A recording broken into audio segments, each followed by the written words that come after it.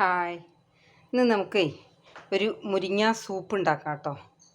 അതിനിതാ ഒരു കഷ്ണം ഇഞ്ചി, കുഞ്ഞുള്ളി ഉണ്ടെങ്കിൽ നന്നായിരുന്നു, എൻ്റെ കയ്യിൽ അതില്ല. അപ്പം ഞാൻ സവാള, ഒരു 1/4 മുറി സവാള, 2 തണ്ട് കറിവേപ്പില, ഒരു 5-6 വെളുത്തുള്ളി നടുകെ കീറിയത്, 1/4 ടീസ്പൂൺ മഞ്ഞൾപ്പൊടി, ഒരു 5-6 കാന്താരി മുളക് കേട്ടോ.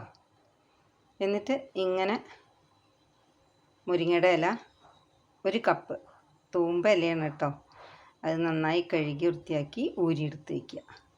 പിന്നെ ഒരു ടീസ്പൂൺ കുരുമുളക് പൊടിയും 1 ടീസ്പൂൺ നെയ്യും, നമ്മുടെ സൂപ്പിന് പാകത്തിന് ഉപ്പും. അപ്പോൾ ആദ്യം എന്താ ചെയ്യണമെന്ന് വെച്ചാൽ ഇതെല്ലാം ഒരു 2 കപ്പ് വെള്ളത്തിൽ തിളപ്പിക്കുക. അപ്പം ഞാൻ വെള്ളം ഓൾറെഡി തിളയ്ക്കാൻ വെച്ചു. ആ തിളയ്ക്കാൻ വെച്ചതിലേക്ക്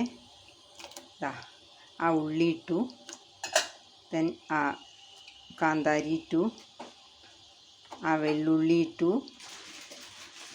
ഇഞ്ചി ഇട്ടു, കറിവേപ്പില ആ 2 തണ്ട് ഇട്ടു, ദെൻ മഞ്ഞൾപ്പൊടി, ആ മഞ്ഞൾപ്പൊടിയും ഇട്ടു.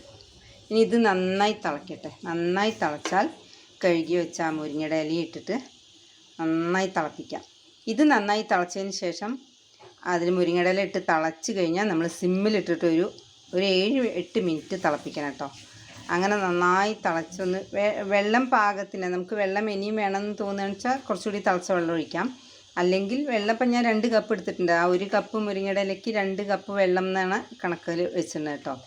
ഇനി ലാസ്റ്റ് ഇതെല്ലാം തിളച്ച് മുരിങ്ങയുടെ ഇല ഇട്ട് തിളച്ചതിന് ശേഷം നമ്മൾ സിമ്മിലിട്ടിട്ട് ഒരു 7 മിനിറ്റ് തിളപ്പിക്കുക.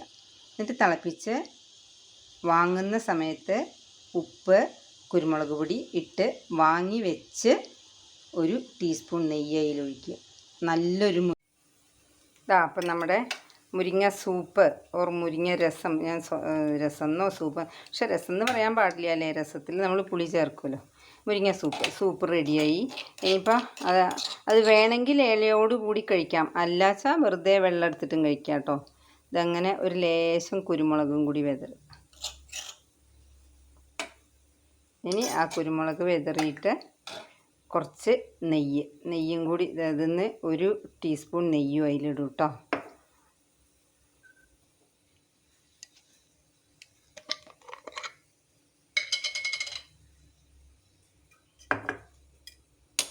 അപ്പം നമ്മുടെ സൂപ്പ് റെഡിയായി.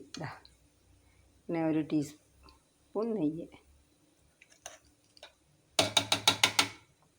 വളരെ ഹെൽത്തി ആയിട്ടുള്ള സൂപ്പ് കേട്ടോ.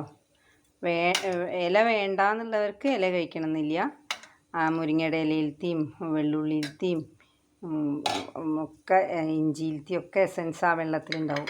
എന്നിട്ട് നെയ്യ് ഒഴിച്ചിട്ടുണ്ടല്ലോ, കുരുമുളക് പൊടിയുണ്ട്. അപ്പോൾ അങ്ങനെ കഴിക്കാം. ഇതാണ് മുരിങ്ങ സൂപ്പ്. ഓക്കേ. നമ്മുടെ നാട്ടിൽ നമ്മൾ വെറുതെ ഇങ്ങനെ മുരിങ്ങയുടെ ഇലയും ചീനിമുളകും വെള്ളുള്ളിയും മഞ്ഞൾപ്പൊടിയും വെളിച്ചെണ്ണയും ഒക്കെ ഒഴിച്ചുണ്ടാക്കും. അതേപോലെ തന്നെ, പക്ഷേ അതിൽ കൂടെ വേറെ എന്താ ചേർത്ത് വെച്ചാൽ കറിവേപ്പിലയും ഇഞ്ചിയും ഉള്ളിയും ചേർത്തിട്ടുണ്ട്, സവാള. അത് മാത്രമേ ഒരു വ്യത്യാസമുള്ളൂ. ഇതിൻ്റെ ഇങ്ങനെ ഈ ഇല പെടാതെ ഇങ്ങനെ വേണിച്ചാൽ വെള്ളം എടുത്ത് കഴിച്ചാലും ഇതിൻ്റെ സെയിം ഗുണമാണ്. അല്ല, ഇല കഴിക്കാം എന്നുള്ളവർക്ക് ഇങ്ങനെ ഒന്നിച്ചെടുത്തിട്ടും കഴിക്കാം കേട്ടോ. ഓക്കേ, മുരിങ്ങ സൂപ്പ്.